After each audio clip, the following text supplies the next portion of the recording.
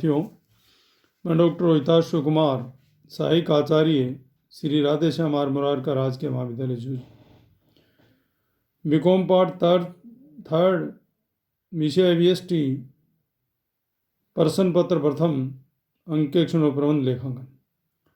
हमने वित्तीय विवरणों का विश्लेषण के अंतर्गत अनुपात विश्लेषण का अध्ययन कर रहे हैं और सबसे पहले अनुपात विश्लेषण में हमने तरलता अनुपात या अल्पकालीन शोधन क्षमता अनुपात, लिक्विडिटी और शॉर्ट टर्म सॉल्वेंसी रेशियो का अध्ययन किया।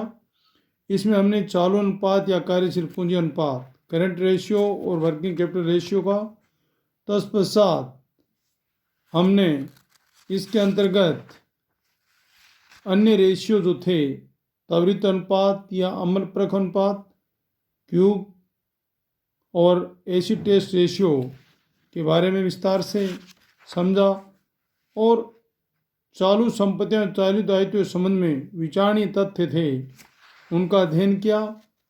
और उस तत्पश्चात अब हम चालू अनुपातों के बाद उत्तोलन अथवा पूंजी संरचना अनुपात हैं उनका अध्ययन करेंगे। Leverage over capital structure ratio, जिसे हम कहते हैं उत्तोलन अथवा पूंजी संरचना अनुपात, उसका अध्ययन करें। उत्तोलन या पूंजी संरचना अनुपातों को दीर्घकालीन शोधन क्षमता अनुपात भी कहते हैं। लॉन्ग टर्म जो अनुपात हैं, अब तक हम अल्पकालीन के बारे में पढ़ा, अब हम दीर्घकालीन जो हैं उन शोधन क्षमता अनुपात का भी अध्ययन करेंगे। इस प्रकार उत्तोलन या पूंजी संरचना अनुपातों को दीर्घकालीन शोधन क्षमता अनुपात भी कहते हैं। उत्तोलन अनुपातों का संबंध व्यवसाय के स्वामियों जो इक्विटी अंशधारी हैं उनसे कहा है द्वारा लगाई गई पूंजी तथा ऋणदाताओं डिवेंचर होल्डर्स हैं से प्राप्त की गई रकम के बीच संबंध से होता है। जो इक्विटी अंशधारियों हैं, इक्विटी शेयर होल्डर्स हैं, उनका और ऋणदाताओं की जो डिवेंचर होल्डर हैं उनके बीच के संबंध को जो अनुपात होता है वो उत्तोलन अथवा पूंजी संरचना अनुपात के रूप में व्यक्त किया जाता है। यह अनुपात जोखिम पूंजी रिस्क कैपिटल अर्थात समता पूंजी इक्विटी कैपिटल के मध्य से ऋणदाताओं को प्रदान किए जाने वाले सुरक्षात्मक आवरण सिक्योरिटी कवर ओवर चॉइस जो है का मूल्य, उसका मूल्यांकन करने में सहायक होते हैं। ऋणदाताओं के अनुपात ये बताते हैं कि उनके द्वारा लगाई गई रकम की तुलना में स्वामियों द्वारा विनियोजित पूंजी कितनी है। व्यवसाय के स्वामियों को यह अनुपात बताते हैं कि उन्हें ट्रेडिंग ऑन इक्विटी से कितना लाभ हो रहा है तथा अतिरिक्त पूंजीकरण का प्रशासनिक नियंत्रण पर क्या प्रभाव पड़ेगा। ये चीजें इससे ज्ञात हो। व्यवसाय के स्वामियों द्वारा जो विनियोजित पूंजी पर ऋण का भार देखने के लिए प्रमुख रूप से दो पत्तियां काम में लाई जाती हैं। प्रथम पत्ती के अंतर्गत ऋण पूंजी तथा स्वामियों द्वारा विनियोजित पूंजी का सापेक्षिक संबंध देखा जाता है और दूसरी पत्ती के अंतर्गत व्यवसाय के लाभों पर ऋण पूंजी पर देय ब्याज का भार देखा जाता है। इस प्रकार पूंजी संरचना अनुपात, व्यापित अनुपात जो कवरेज रेशियो है या ऋण प्रबंधन अनुपात डेब्ट मैनेजमेंट रेशियो कहलाता है। प्रथम जो पत्ती थी उसके अंतर्गत हम निम्न अनुपात ज्ञात करते हैं। पहला अनुपात उसके अंतर्गत ऋण क्षमता अनुपात डेब्ट इक्विटी रेशियो, दूसरा स्वामित्व अनुपात प्रोप्राइटरी रेशियो, तीसरा स्थायी संपत्ति अनुपात फिक्स एसेट रेशियो और चौथा है शोधन क्षमता अनुपात सोल्वेंसी रेशियो और पांचवा उसमें पूंजी दंतीगण अनुपात अथवा गियर अनुपात कैपिटल गियरिंग रेशियो। ये 5 प्रथम पत्ती के अंतर्गत हम अनुपात की गणना करेंगे। द्वितीय पत्ती के अंतर्गत हम जो अनुपात याद करेंगे वो निम्न है। पहला है ऋण सेवा अनुपात, डेब्ट सर्विस रेशियो। दूसरा है पूर्वाधिकार अंश लाभांश व्यापित अनुपात, प्रेफरेंशियल डिविडेंड कवरेज रेशियो। और तीसरा है रोकड़ ऋण सेवा अनुपात, कैश टू डेब्ट सर्विस रेशियो। इस प्रकार से हम इन अनुपातों का अध्ययन करेंगे, जिसमें सबसे पहले ऋण क्षमता अनुपात, डेब्ट इक्विटी रेशियो। इसका अर्थ है कि किसी भी व्यावसायिक संस्था की कुल संपत्तियों का अर्थ प्रबंध स्वामियों द्वारा जो विनियोजित क्षमता अंश पूंजी, पूर्वाधिकार अंश पूंजी या ऋण पूंजी या सभी से सम्मिलित रूप से किया जा सकता है। संस्था की शोधन क्षमता पर संपत्तियों के विनियोजन में स्वामियों द्वारा प्रदान किए तथा बाह्य संस्थाओं द्वारा ऋण के रूप में दिए गए अनुपात का गहरा प्रभाव पड़ता है। अतः यह आवश्यक है कि स्वामियों द्वारा विनियोजित धन व बाह्य संस्थाओं से लिए गए ऋणों के मध्य उचित संतुलन रखा जाए। और यदि कंपनी संपत्तियों का अर्थ प्रबंध हेतु ऋण की तुलना में स्वामियों द्वारा विनियोजित पूंजी पर अधिक निर्भर करती है, तो बाह्य लेनदारों का हित सुरक्षित होता है और संस्था के समक्ष उनके भुगतान की कोई समस्या नहीं होती है।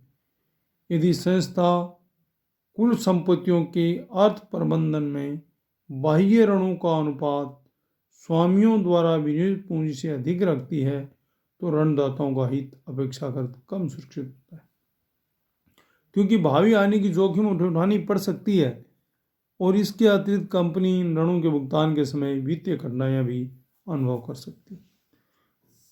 इसकी घटना का जो फॉर्मूला है, सूत्र है, वह ऋण स्वामी पूंजी अनुपात की गणना निम्न सूत्र से की जा सकती है और उसका है डेब्ट इक्विटी रेशियो, टोटल डेब्ट बटे इक्विटी। जो टोटल डेब्ट है उसमें इक्विटी का भाग लगा दें, या एक्सटर्नल इक्विटीज में इंटरनल इक्विटीज का भाग लगा दें, या आउटसाइडर्स फंड में शेयर होल्डर्स या over proprietors fund over net, इन किसी का भी भाग लगा दें, तो हमें डेब्ट इक्विटी रेशियो प्राप्त हो जाएगा।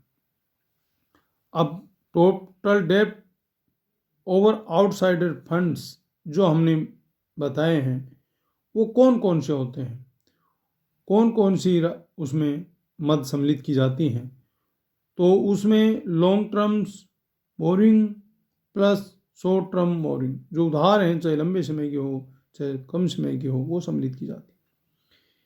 इक्विटी और नेटवर्थ या शेयर होल्डर्स फंड में इक्विटी शेयर कैपिटल की जाती है, प्लस उसमें preferential share capital plus reserve and surplus, और उसमें से एसोसिएट असेट जो हैं वो उनको घटा दिया जाता है।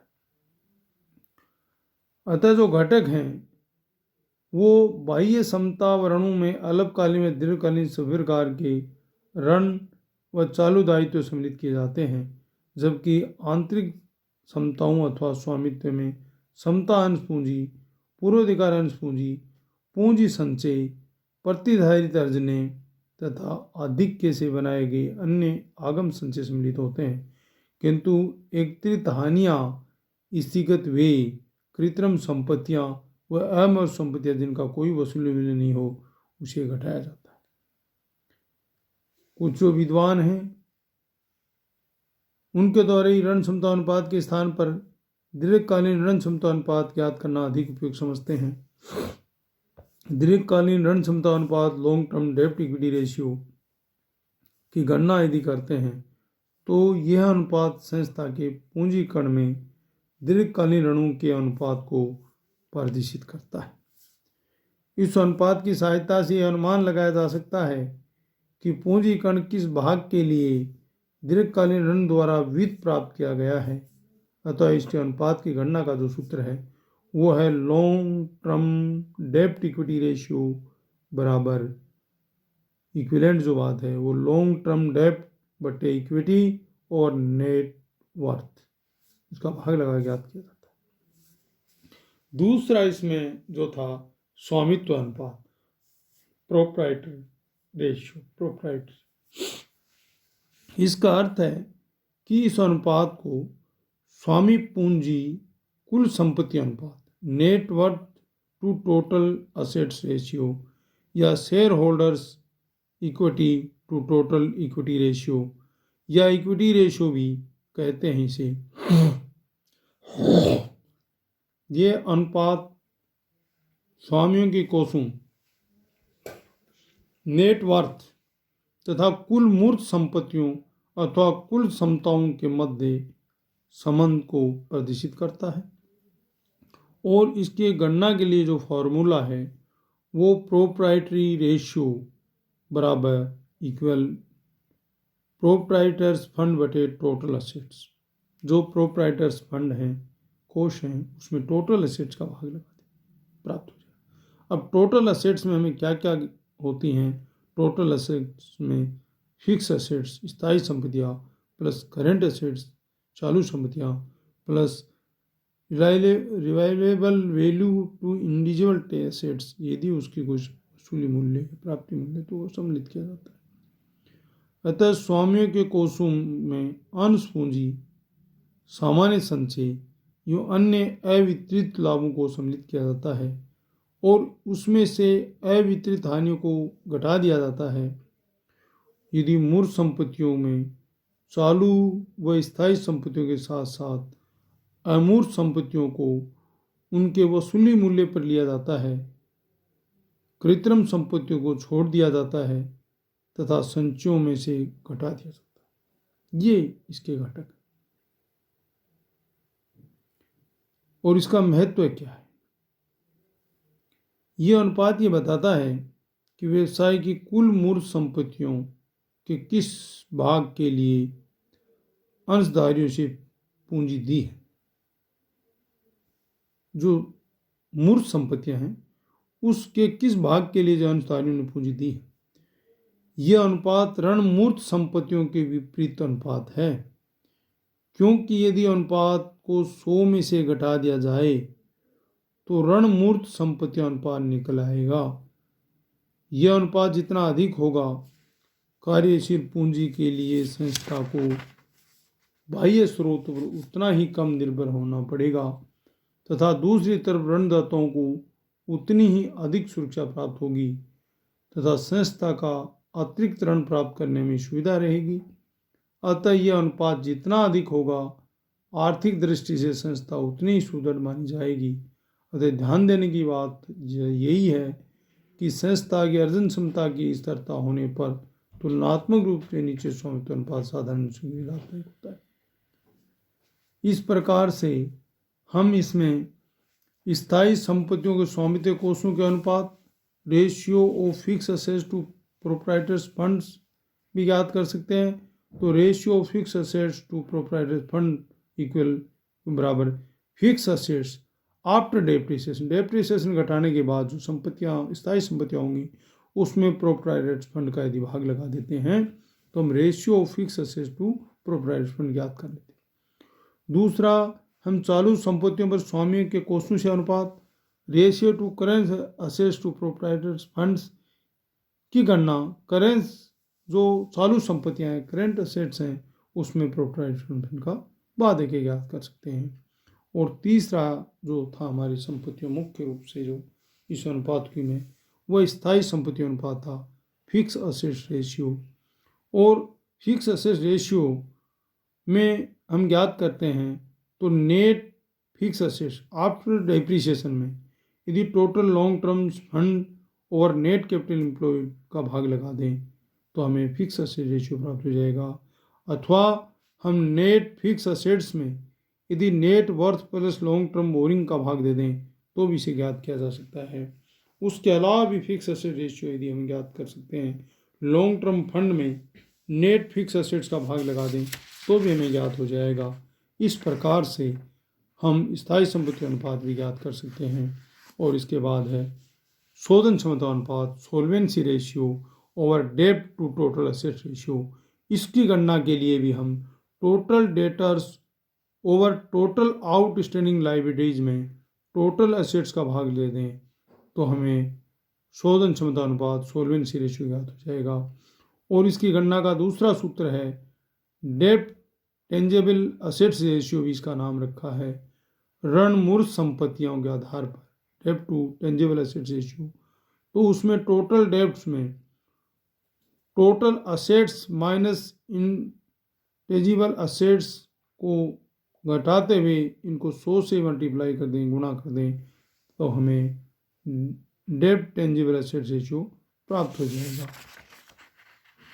लास्ट में है दंतीकरण या पूंजी दंतीकरण अनुपात, गियरिंग और कैपिटल गियरिंग रेशियो। ये महत्वपूर्ण रेशियो है जिसमें गियरिंग रेशियो ओमेगा बराबर equal to fix cost bearing capital बटे वेरिएबल कॉस्ट बेयरिंग कैपिटल का भाग लगा दें तो हमें ज्ञात हो जाता है, या फिक्स कॉस्ट बेयरिंग कैपिटल बटे इक्विटी शेयर कैपिटल का भी भाग लगा दें तो हमें ज्ञात हो जाता है। इस प्रकार से हमने इन रेशियो के बारे में आपको विस्तार से बताया है। इनके प्रैक्टिकल वर्णन करेंगे। धन्यवाद।